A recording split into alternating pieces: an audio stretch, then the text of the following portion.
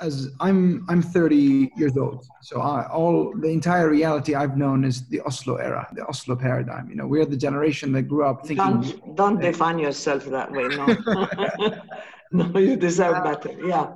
Yeah, but now we seem to be living in a one-state reality where Israel still controls everything from the river to the sea. As you said, you know, we have an authority that's a service delivery mechanism, and for young Palestinian, you know, we crave a political system that used to be the PLO that you talked about, that brought together not just the Palestinians of the West Bank, but also all 13 million of us all around the world. Exactly, that's the PLO.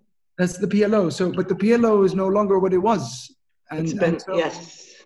The question is, how can we reinvigorate the PLO, reform it to make it democratic? You have to. You can't do it unless you take it over. Yeah. You can't do it with the existing mechanisms, with the existing people. We've been talking about reforming the PLO for years.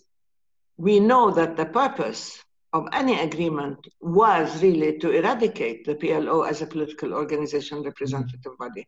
We wanted to save it in order to reinvigorate it, to strengthen it, and to give it the legitimacy and the recognition it deserved and the Palestinian people needed.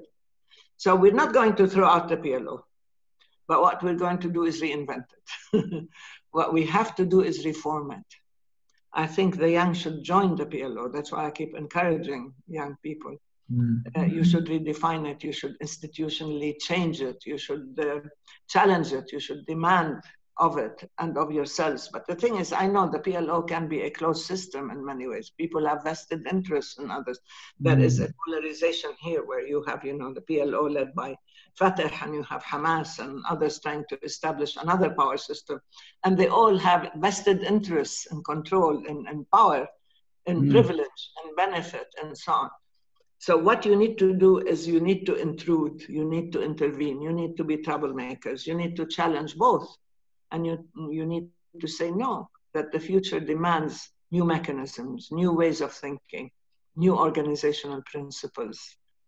The problem is that Israel is really systematically attempting to eradicate Palestine. Everything in Palestine. The history, the culture, the identity, the presence, the rights, and they are now creating a narrative that is totally exclusive of any Palestinian presence. Don't think that Palestinians want to live under occupation or accept it until a one-state solution evolves. That might be too simple and too complex at the same time, too difficult. Because there are many Palestinians like me. I want to be a Palestinian. I want to see myself live freely on my own land with my own children and grandchildren.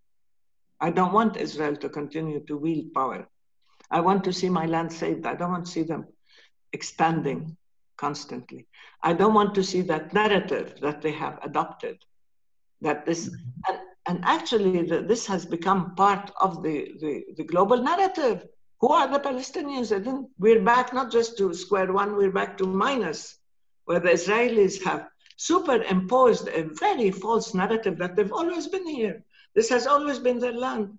They have always, and the Palestinians who are the intruders. Now we, the indigenous people, are being called intruders. And Israel, that had nothing to do with Palestine for thousands of years. I mean, you want to reorganize your world the way it was a few thousand years ago, good luck. But you cannot do it in Palestine.